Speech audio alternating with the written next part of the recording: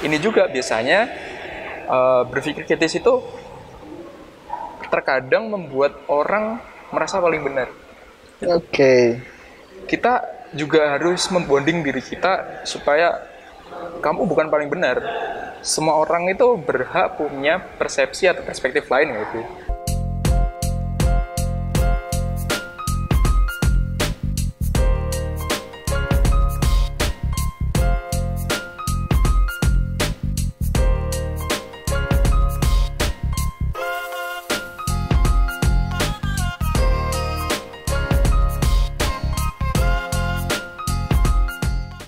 Alright, selamat datang kembali bersama saya Arifin dengan host yang biasa, channel yang biasa. Selalu kedatangan bintang tamu yang sangat luar biasa. Ngeri sekali briefingnya ya. Gimana Arifin, sehat? Alhamdulillah loh. Biasanya aku yang nanya loh. Malah aku ditanya gimana kabarnya Mas Rizal. Alhamdulillah sekarang lebih better lah. Iya, luar biasa ya. Soalnya beberapa hari kemarin kan saya ngelihat wajahnya Mas Rizal itu agak kusut, mungkin ada beberapa banyak hal yang dipikirkan, terus banyak aktivitas juga yang dikerjakan gitu ya. Iya bener banget sih. Jadi biasalah kayak pekerjaan itu banyak yang harus dikerjakan, sedangkan deadline tuh sangat mempres kita gitu. Jadi mempres kita supaya kita harus berpikiran cepat gitu. Harusnya kayak gimana. Nah itu masih di dunia kerjaan aja nih, belum nanti di rumah ada kerjaan apa, ada mungkin kayak bisnis lab segala macam kayak gitu, mungkin pressure-nya seperti apa. Jadi itulah yang membuat mungkin terlihat kusut gitu. Oh iya. Ya wajar juga sih, karena emang harus seperti itu. Kalau kita nggak kusut bahagia terus ya kita kan manusia juga. Iya. Kalau bahagia terus, kita itu bukan diciptakan untuk bahagia. Oh iya. Kita diciptakan untuk adaptasi. Iya. Itu pentingnya. Mantap sekali. Jadi itu kita kalau gimana ya istilahnya, kalau kita bahagia terus, menurut aku ya dalam sudut pandangku itu, kalau kita bahagia terus, namanya bahagia itu nggak ada. Maksudnya kita kan harus ada namanya kayak pembanding gitu. Pembandingnya adalah kita ini bahagia gara-gara apa. Misalkan kita bahagia gara-gara masalah A terselesaikan, nah kita baru selesai nih, kita baru bahagia. Tapi kalau bahagia terus, buat apa kamu hidup, kayak gitulah istilahnya. Gitu, itulah pressure yang membentuk dirimu jadi semakin kuat atau jadi semakin bijak dalam memutuskan suatu masalah, kayak gitu sih menurut saya. Oke, mantap sekali. Dan hari ini kita nggak banyak ngobrolin tentang apa ya, tapi hari ini kita sudah punya topik tersendiri yang tadi kita siapkan. Hari ini kita akan membicarakan apa, Mas Rizal? Oh iya, ini sih aku bukan membicarakan, cuman diskusi. Kan memang channel ini diciptakan untuk diskusi. Iya benar, diskusi. Jadi segala opini, segala asumsi mungkin menurut teman-teman nanti bukan pembaca, siapa penontonnya setia ingin menjadi, bisa lah nanti sharing-sharing sama Mas Arifin ini nanti. Jadi ini aku pengen bahas ini sih, masalah critical thinking. Cara berpikir kritis untuk menyikapi suatu hal gitu. Nah, poin utama yang aku mention adalah kita itu harus mendasari sebuah kayak peristiwa atau sebuah informasi itu dengan kata why, kenapa ada ini gitu. Jadi kita berangkat dari situ, kayak kita itu ada alasan untuk paham gitu. Jadi bukan informasi masuk kita ya aja, kita istilahnya kayak ya aja kita bahkan disetir lah istilahnya gitu. Makanya kita why gitu sendiri sih menurut aku. Oke, dan memang critical thinking untuk hari ini itu sangat penting banget sih kayaknya. Soalnya gimana tidak, setiap hari kita mengkonsumsi informasi. Yang dulu kita bisa mengkonfirmasi informasi itu dari media cetak yang validitasnya itu lebih dipertanggungjawabkan, daripada hari ini kita bisa mendapatkan informasi dari berbagai sumber. Bahkan kita sendiri pun, saya, Mas Rizal, dan teman-teman pendengar penonton pun bisa membagikan berita gitu loh. Jadi ada istilahnya citizen news gitu. Dan di satu lokasi kita bisa nge-share berita itu. Di critical thinking itu kita bisa mengolah. Kalau menurut saya pandangan tentang critical thinking itu di situ. Kita mempertanyakan kembali sebelum kita membagikan ulang. Iya. Dari sebuah berita seperti itu. Ya banyak hal gitu.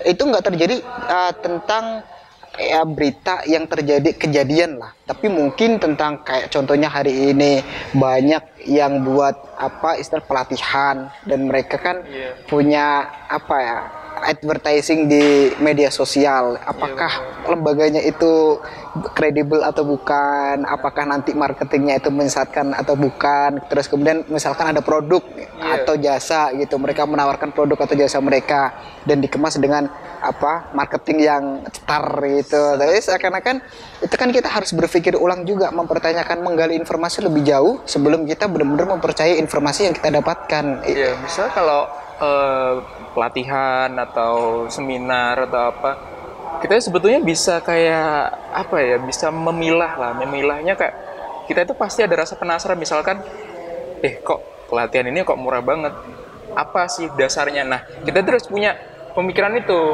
misalkan apa sih dasarnya. Nah, misal kalau ada pelatihan yang misalkan gratis, udah nanti setelah lulus dari sini pasti dapat kerja. Nah, misalkan ternyata pas diikutin tanpa kita kayak menyaring dulu, kita tanpa kayak apa sih yang bikin ini murah. Kalau kita tidak punya pikiran seperti itu, mungkin kita bakalan terjerumus ke mungkin MLM atau apa, ternyata malah bikin susah kita sendiri. Makanya nggak apa-apa lah kita kelihatan bodoh atau kelihatan annoying bagi orang, tapi kita tidak akan terjerumus di bidang itu. Misalkan kayak itu. Contohnya pelatihan tadi sih, misalkan ada pelatihan gratis, iya ada sih kayak seminar-seminar mending gratis, tapi kan itu ditunjukkan dengan misalkan pembicaranya adalah seorang orang yang sangat tinggi atau orang yang sangat pintar kayak gitu, kita bisa memilah seperti itu. Nah, untuk seminar atau apa gitu, kita bisa memilahnya dengan mungkin kita lihat nih siapa mentornya, siapa pembicaranya, kita searching dulu di Google, luangkan waktu untuk kayak gitu. Jadi baca dulu informasi. Nah, pertanyaannya kemudian, kalau menurut lo sendiri, apa sih pentingnya kita memiliki cara berpikir yang kritis itu? Nah, pentingnya ya, menurut aku ya penting banget sih, didasari dengan aku ngalamin kayak dulu pas SMK itu ada nih kayak alumni datang ke sekolahan kan, ditanyain di sini ada yang pengen dapat uang, semuanya kan otomatis saya dapat semua, aku ikut kan, saya dapat. Jadi gini kan, di prospek segala macam gini nanti ikut pelatihan di sini. Salahku adalah aku tidak searching dulu, misalkan kenapa ini kok murah, kenapa ini kok gratis, kayak gitu. Akhirnya disuruh kayak ayo join sini, dapatkan kayak member. Setelah itu kamu akan dapat kesuksesan passive income kayak gitu. Akhirnya kayak waduh, udah kayak terjerumus kayak gini. Aku menyesalnya kayak gitu. Akhirnya ya berangkat dari situ juga sih sebetulnya. Sama pasti dulu kayak pernah lah ikut-ikutan, misal kamu harus bela ini, ternyata dia itu paling disalahkan. Contoh paling gampang adalah pernah dengar kasusnya Audrey. Iya. Audrey itu kita kan dulu kayak save Audrey atau gini. Nah, aku juga ikut kayak gitu, save Audrey. Kamu jangan membela tersangka, Ini kayak wah, kita di prank satu ini nih. Makanya kita harus berangkat dari situ. Udahlah, itu buat pembelajaran gitu. Kita harus menjadi berpikiran kritis, biar gak apa-apa awalnya kita dilihat bodoh atau dilihat orang yang sangat annoying atau apa, asalkan kita outputnya itu bagus buat diri kita dan buat orang lain. Baguslah kalau kita bisa memori dari kita, tapi akan lebih bagus lagi kalau orang lain juga berpikiran sama kayak kamu. Itu sih poinnya aku dapat itu. Nah, benar. Jadi sebenarnya poinnya adalah kita mengkonfirmasi sebelum kita benar-benar mempercayai informasi itu. Oke. Kemudian kalau menurut lo sendiri, definisi dari critical thinking itu apa sih? Maksudnya kegunaan untuk improvement dalam cara berpikir kita nanti ke depannya itu bakal gimana, atau impactful atau bukan gitu. Manfaat yang bisa kita dapatkan, kalau kita mulai dari definisi dulu kalau menurut lo sendiri. Berpikiran kritis sebetulnya itu bukan sesuatu yang ada dalam diri kita. Oh, berarti dia dilatih ya? Dilatih, harus Oke. dilatih. Jadi misalkan kalau apa ya, kita itu mungkin ya kita adalah makhluk sosial ya. Kalau mayoritas kayak mengomongkan yang paling benar adalah A gitu. Ya kita mungkin kalau secara wes gak usah ribet-ribet lah, ikut aja kayak gitu. Ternyata setelah diteliti lebih lanjut ternyata A salah kayak gitu. Jadi definisinya adalah berpikir kritis adalah berpikir ulang, memfikir yang sudah ada kayak gitu. Mungkin itu yang didasari kayak filsafat-filsafat terkenal kayak gitu mungkin ya. Jadi definisinya adalah memfikirkan apa yang informasi yang ada, misalkan kayak gitu sih menurut aku. Itu definisinya menurut aku. Terus kemudian kalau kita sudah, ini menarik nih tadi, berpikir kritis itu ternyata dia dilatih, tidak ada dengan sendirinya, tidak bisa. Oke. Nah kemudian kalau kita melatih critical thinking itu kemungkinan akan kalau menurut saya sendiri kita lebih banyak mengevaluasi sebenarnya, evaluasi dari kegagalan kita, keterbatasan kita, kesalahan kita di masa lalu, kemudian bagaimana itu bisa kita identifikasi kemungkinan besar di kemudian hari aku nggak boleh banyak melakukan ini lagi. Itu kan akhirnya memakai otak gitu loh. Jadi memanfaatkan otak yang sudah diberikan oleh Tuhan gitu. Nggak cuman dibuat pajangan kalau kita punya otak gitu. Kayak gimana ya, kita itu mudah disetir kayak ya media-media kayak gitu. Kan kita sebetulnya melatih berpikir kritis itu sebetulnya gampang-gampang susah sih, tergantung ketelatenannya. Misalkan bisa kalian kayak mungkin yang suka baca buku ya baca buku. Misal kalau ada influencer di YouTube influencer A itu bilang menggiring opini ke A gitu ya. Ya itu kamu harus, kalau udah ada pasti nih ada dalam diri kalian sendiri kalau ngerasa ini masa kayak gini sih. Nah itu pasti ada. Itu soalnya udah, mungkin menurut aku udah ada di dalam diri kita sendiri. Tapi mungkin kayak kalah sama kecintaan kita terhadap tokoh itu. Atau mungkin dia udah memberi impact yang besar pada dirinya. Akhirnya dia ya aja. Ternyata pas kalau dipikir-pikir lebih lanjut lagi ternyata kayaknya nggak masuk deh ini. Makanya berpikir kritis itu adalah itu tadi, kayak dilatih dengan baca buku atau membaca literasi lain, sumber lain kayak gitu. Jadi misalkan influencer A bilang informasi yang benar adalah yang ini. Ternyata pas kita beri waktu buat diri kita sendiri untuk memfikirkan lagi informasi apakah ini yang paling kredibel, apakah ini yang ternyata tidak. Ya udah, informasinya itu biar diakib sendiri buat diri kamu. At least kalau kamu tidak bisa bikin orang lain terpengaruh dengan pikiranmu yang benar itu, ya udah keep buat dirimu sendiri aja.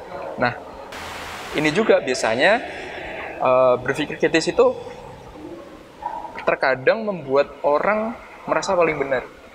Oke.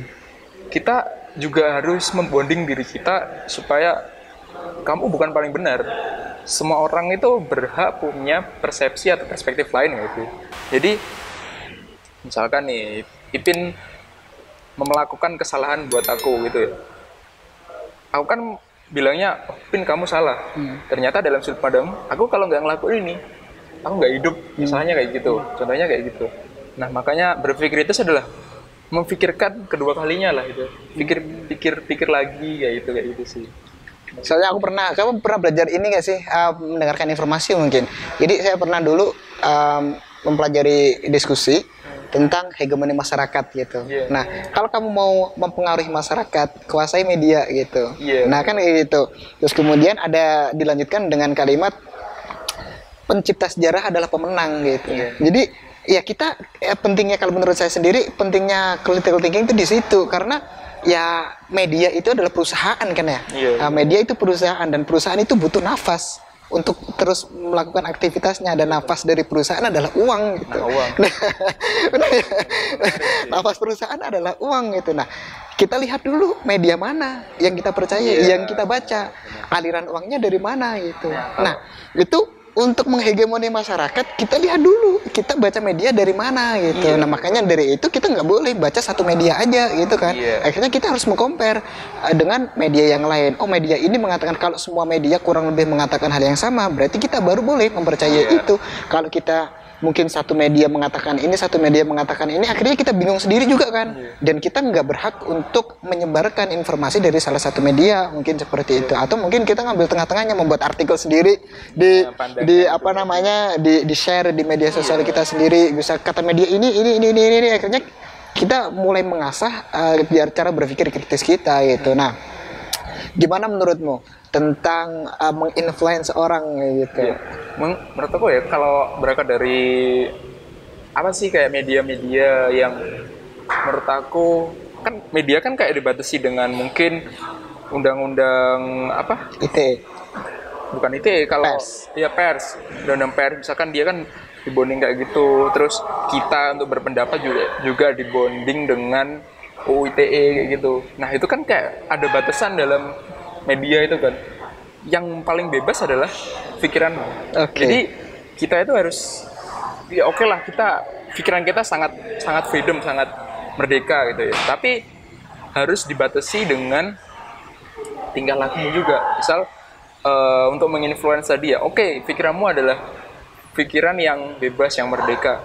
Tapi kamu akan tetap dibatasi sama, kalau dalam dunia psikologi ada yang namanya super ego. Super ego itu kayak ya norma masyarakat kayak gitu. Misalkan oke, pikiranmu adalah aku akan menginfluence orang untuk semua keputusan yang benar adalah A gitu ya. Ternyata keputusan yang A ini yang benar adalah sebagian doang. Nah, yang sebagian lagi mungkin kayak keterbatasan, mungkin kayak dengan norma-norma masyarakat atau apa kayak gitu. Ya itu keep buat dirimu sendiri aja. Kamu at least kamu tetap punya pemikiran yang merdeka. Pemikiran yang merdeka kayak itu tadi. Kamu bebas menyaring informasi apa aja, tapi kamu tetap dibatasi dalam artian perilakumu, bukan pikiranmu. Menurut aku kayak gitu. Karena menginfluence masyarakat, ya bener sih, maksudnya adalah media. Cuman kamu harus menggait hati orang-orang kebanyakan itu. Misalkan kebanyakan masyarakat ini tidak percaya media, makanya kamu kayak membuat sebuah shortcut lah, shortcut untuk pemikiran baru yaitu. Jadi istilahnya kalau untuk apa tadi menginfluence masyarakat itu ya, yaitu caranya adalah kamu ketahui dulu masyarakatnya, minatnya kayak apa gitu. Tapi harus kamu saring-saring dulu, misalkan kayak berita dari sumber A kayak gimana, sumber B kayak gimana, nya kamu padu-padankan dengan pikiranmu tadi. Nah, pasti itu bisa menginfluence masyarakat. Di Twitter kan banyak kan kayak misalkan kayak berita-berita tentang misalkan di media-media kan kayak membatasi tentang beritanya KPI, tahu nggak yang itu? Iya, tahu. Kan malah yang bebas kan malah yang di itu, yang di Twitter itu. Iya, Makanya kita menginfluence masyarakat lah, tahu dulu masyarakat itu minatnya kayak apa. Kebanyakan minatnya masyarakat adalah yang tidak sejalan dengan media biasanya. Tapi kamu harus tetap sesuai koridor yang berlaku, koridor hukum yang berlaku. Misalkan sebetulnya kayak mungkin tidak boleh dikasih foto korban atau apa kayak gitu ya. Ya itu kamu tetap harus patuh itu. Tapi Iya, bener-bener kemarin yang ini kecelakaan baru-baru terakhir ini, siapa itu yang sampai keluarganya minta wah itu parah sih. Iya kan ya, yang Vanessa atau siapa itu yang ada di tol Ngawi atau mana itu, dia kan sampai ada beberapa orang yang ngefoto dan dipost di sosial media, dan itu sampai keluarganya aja minta untuk foto itu di take down. Padahal di luar negeri itu nggak bakal terjadi. Sempet saya ngelihat video itu di luar negeri, ada kecelakaan, terus kemudian difoto, disamperin sama polisinya, disuruh ngehapus dan didenda. Kenapa? Karena kalau misalkan disuruh ngebayangin, kalau misalkan itu keluarganya kamu ngelihat itu bakal kayak gimana gitu loh. Apalagi kan di media kan itu kayak penyimpanan yang universal dan bakalan lama, dan mungkin nggak kalau misalkan dihapus oleh Twitter ya atau media mana, kalau dihapus kan tetap ada yang udah download dan besar kemungkinan juga buat diupload juga. Makanya itu tadi, posisikan dirimu sebagai orang yang bersangkutan. Misal oke lah kamu bukan keluarganya, tapi cobalah kalau kamu jadi keluarganya terus bakalan di-upload lagi suatu saat nanti. Terus apakah itu pikirannya, memorinya apakah nggak bakal tertrigger lagi? Kan pastilah itu kayak gitu. Apalagi itu kan kecelakaan kan. Makanya dari itu kita cukup kayak ya baca-baca beritanya itu. Untuk berita duka ya, baca-baca beritanya, terus kita mendoakan atau gimana. Ya itu aja sih menurut aku, kayak yang salah di netizennya Indonesia itu kayak gitu sih. Terus kemudian gini, kalau ditanya critical thinking, apa sih fungsi dari kita punya critical thinking itu? Atau mungkin dari hal yang semacam apa kita harus mencoba untuk menyadari bahwasanya kita harus nggak ya menggunakan critical thinking kita dalam kondisi ini? Atau kadang juga kita kan merasa super ego tadi, seakan-akan pas waktu kita sudah bener-bener memiliki critical thinking yang tinggi, semuanya kita komentarin kan? Semuanya kita komentarin. Gimana tuh menurut? Kalau menurut aku ya, apakah saat yang tepat ya ini? Saat yang tepat untuk menentukan kita berpikir kritis ya, adalah jika sudah menurut kamu bakalan berimpact pada dirimu sendiri. Misal contoh sederhana sih, kayak pengajaran lah, misalkan kalau pengajaran seperti ini yang aku baru dengar kali ini, apakah ini ada benar gitu? Misalkan kayak pengajaran kayak misalkan aku ya desain grafis, ternyata desain yang setelah ini aku pelajari tentang A ini adalah salah, ternyata yang benar adalah B. Nah, itu kan sangat berimpact pada diriku nanti kan, makanya aku bakalan berpikir kritisnya mulai dari situ. Itu contoh simpelnya. Mungkin kalau contoh lebih beratnya lagi, mungkin ajaran agama atau gimana, golongan-golongan itu kayak gimana. Makanya dari itu aku berangkat dari yang simpel dulu aja. Mungkin nanti ada yang bintang tamunya ada yang lebih expert lagi. Wah, nah mantap sekali. Ya, aku tertarik banget tadi sama kayak yang critical thinking yang over gitu loh, karena ya dia nggak bisa menempatkan diri. Kalau menurut aku, oke, kamu kritis boleh kok, kamu kritis itu boleh, dan harus, tapi kamu harus bisa menempatkan diri juga gitu, kapan kamu harus kritis, kapan kamu harus apatis gitu ya. Jadi sesuai porsinya gitu loh, karena annoying banget orang kritis yang tidak bisa menempatkan diri. Itu sumpah menjengkelkan, seakan-akan kesannya nanti bakal dia menjadi sok gitu, merasa paling bener. Merasa paling bener gitu. Itu yang paling salah. Menurut aku pernah dengar juga sih kayak pengajian misalkan agama aja harus dibarengi dengan ilmu, bukan dengan khusyuk. Artinya apa? Kamu harus memilah juga. Misalkan kalau ada ajaran yang misalkan ini haram, kamu ini murtad, kalau gini murtad. Kamu harus mengilmu juga, kayak kenapa sih ini murtad? Nah, berangkat dari itu kan itu ada dasar dari berpikir kritis itu tadi. Makanya dan pastilah kayak kalau orang yang merasa paling benar adalah ada orang yang annoying banget gitu. Kamu salah sebetulnya, kamu salah. Bukan kita menyalahkan sudut pandangnya ya, tapi kita adalah menyalahkan sikapnya dia. Jadi oke lah, pemikiranmu itu benar buat kamu, cuman itu kan bertentangan dengan norma-norma atau undang-undang kayak gitu misalkan ya. Makanya kita harus kalau udah ada orang yang kayak gitu, ya udah kita tinggal aja, kita nggak bisa mempengaruhi dia. Jadi kita nggak bisa, iya benar. Kita nggak bisa ngekontrol dia gitu kan. Nggak bisa. Kita hanya bisa ngekontrol diri kita. Tapi itu brengsek banget sih, sumpah. Aku ngerasa maksudnya gini loh. Kalau misalkan ada rapat atau bareng-bareng atau apa gitu, oke, we know gitu loh, kalau kamu itu kritis gitu, tapi cobalah dengerin dulu orang lain gitu, tapi cobalah berpikir dulu lah. Malah aku kadang berpikir orang yang terlalu critical thinking itu gak kritis sama sekali gitu, karena dia nggak bisa ngekontrol emosinya dia untuk menyampaikan kritikannya gitu loh. Dan hari ini banyak juga orang yang melakukan itu, kayak misalkan kita di media sosial begitu ya. Belum dipikir aja dia udah kritis banget ini gitu loh. Banyak kan kalau orang kayak gitu, pasti kalau kamu kasih sudut pandang yang lain ya, Mas, misalkan kalau sudut pandangnya Mas seperti ini gimana? Gak bisa, ini yang paling bener, ini pasti kayak gitu. Nah orang kayak gitu ya udah udah kita tinggal aja. Soalnya kalau dalam peribahasa Jawa ya, watuk iso diobati tapi lek watak gak iso. Artinya adalah kalau batuk itu bisa diobati, ada obatnya. Kalau watak atau sifat atau pribadi itu udah bisanya dibawa mati aja itu baru bisa diobati ya, gitu. Jadi kita nggak bisa merubah dia, tapi kita bisa ngebatasi diri kita untuk tidak seperti itulah. Misalnya kita tidak terpengaruh dengan sifatnya atau wataknya yang kayak gitu ya.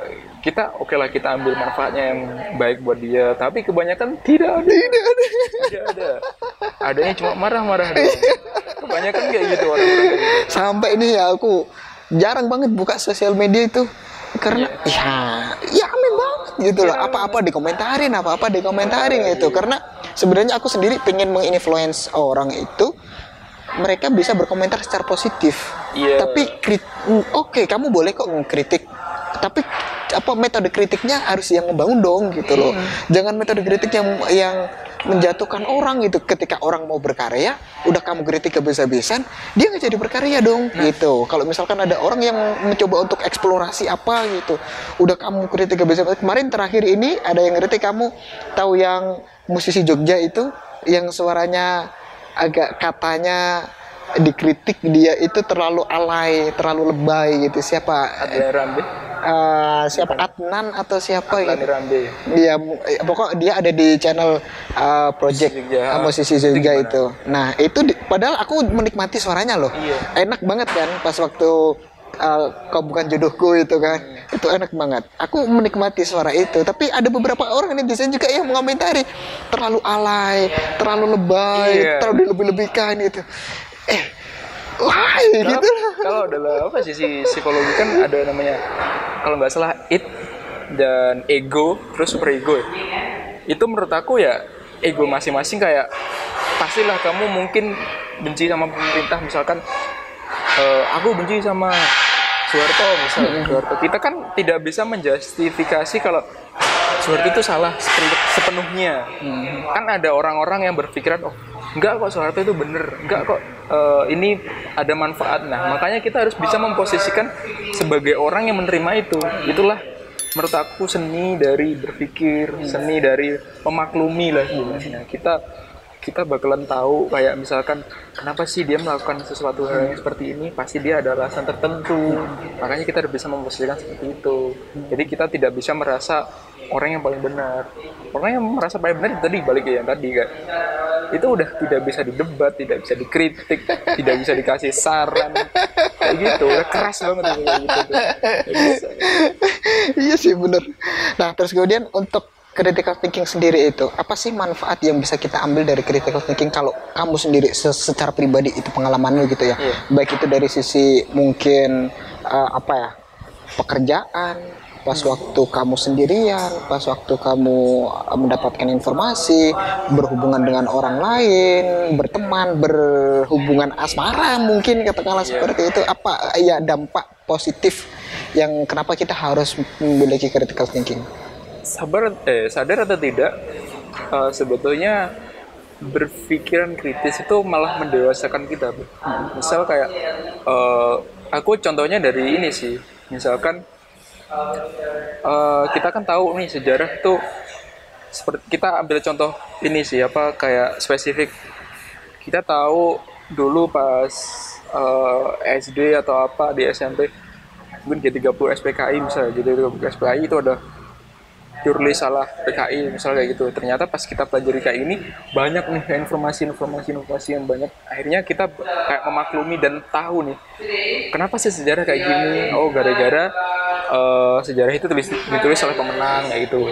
Terus kenapa kok dituliskan di SMP, di SD kayak gitu. Kenapa kok nggak choosing secara benarnya? Karena itu adalah membangkitkan rasa nasionalisme. Contoh kayak gitu. Akhirnya berangkat dari situ kan kita menjadi dewasa kan. Menjadi dewasa adalah kita kayak oh gitu ternyata. Jadi kita kayak mengikhlaskan gitu. Ya udahlah, itu mungkin ada kepentingan yang lain. Kita jadi lebih tahu nih. Kita tidak makan kenapa nih kok bisa gitu, kok bisa gini. Bahkan lebih daripada kita kayak gitu, mending kita mikir dulu kenapa sih kok kayak gini. Kalau menurutmu sendiri, ketika kita memiliki cara berpikir yang kritis itu apa sih manfaat, what is the powerful impact to our life gitu. Jadi untuk keseharian kita, baik itu nanti kita berkomunikasi dengan teman kita, pasangan kita, atau bahkan dengan rekan kerja kita gitu. Menurut aku berpikir kritis adalah impact-nya atau pengaruhnya buat kita adalah kita lebih memaafkan, lebih bisa memaafkan gitu ya, memaafkan. Artinya adalah misal Ipin kayak ada temen Ipin yang bilang pas dia pergi, temennya pergi, kok nanti belikan ini ya, belikan pentol ya, misalnya belikan pentol, ternyata pas dia balik nggak bawa, akhirnya kok kamu nggak beli pentol, kayak gimana? Akhirnya kamu mikir, kalau kamu bisa mikir kritis, kamu mikirnya kayak olah mungkin dia uangnya nggak pas atau gimana, kita bisa memaklumi itu. Nah, batasannya adalah selagi itu tidak tidak berpengaruh buruk kepada dirimu dan kepada orang-orang sekitarmu, bisa kayak gitu. Itu menurut aku adalah contoh batasan yang bisa dimaklumi, yang bisa kita ketahui adalah itu menurut aku. Jadi misalkan kalau yang sebatas kayak itu tadi, itu adalah ya nggak apa-apa, tapi kalau udah menyangkut nama baik atau apa, itu mungkin baru kita bereaksi, misal kayak ngomongin dia, kamu jangan kayak gini, yang sebatas kayak gitu. Cuman kalau tidak bisa ya baku hantam. Mau lagi, itu kan udah menyangkut nama baik atau apa. Iya. Pertama ya diomongin baik-baik dulu, kalau nggak bisa ya baku hantam ya, udah baku hantam pokoknya dengan apapun gitu ya. Kita sudah mencoba untuk mentolerir gitu kan, mengerti gitu, tapi dia nggak tahu diri, ya udah satu jawabannya baku apalagi itu udah final gitu kayaknya. Oke, mantap sekali untuk critical thinking, dan konklusinya adalah ya critical thinking itu, ini yang saya dapatkan dari obrolan kita ya. Saya baru menyadari juga bahwasanya critical thinking itu dilatih. Itu yang paling penting. Jadi critical thinking itu kita melatihnya setiap hari. Dan dari critical thinking itu akan menghasilkan sebuah toleransi yang cukup gitu. Kenapa sih ini terjadi? Kenapa ini terjadi? Pada akhirnya kita mencoba untuk mengerti, nggak langsung mengambil sebuah kesimpulan gitu. Mencoba untuk mengetahui prosesnya itu seperti apa, kenapa, why lagi kan gitu. Terus yang kedua, dari critical thinking itu kita bisa memilih dan mengkonfirmasi apa yang bisa kita percayai dan mana yang perlu kita komentari. Nggak semuanya perlu kita komentarin gitu ya. Perlu. Cuman gitu. Batas pikiran aja. Kenapa kalau gini? Oh ya udah, ternyata akar masalahnya adalah ini. Kalau kamu menurut itu mengundang sesuatu debat yang bakalan nggak ada habisnya atau nggak bakalan ada konklusinya, ya udah hindari aja. Buat apa juga debat nggak ada isinya gitu. Ya itu sih intinya. Oke, mantap sekali untuk topik kita hari ini. Oke, terima kasih. Tetap melatih critical thinking kita ya, karena hari ini kita semakin mendapatkan informasi yang dari siapapun bisa nge-share informasi itu. Bahkan kita sendiri, teman-teman dekat kita sendiri bisa membagikan informasi itu, dan kita harus berpikir dan mengkonfirmasi, baik kita nanti dalam pekerjaan, misalkan dalam pekerjaan itu rekan kerja kita nanti ada masalah, kenapa, kita harus mencoba untuk memakai otak kita. Oke, that's all untuk hari ini. Kita ketemu di episode berikutnya. Bye bye.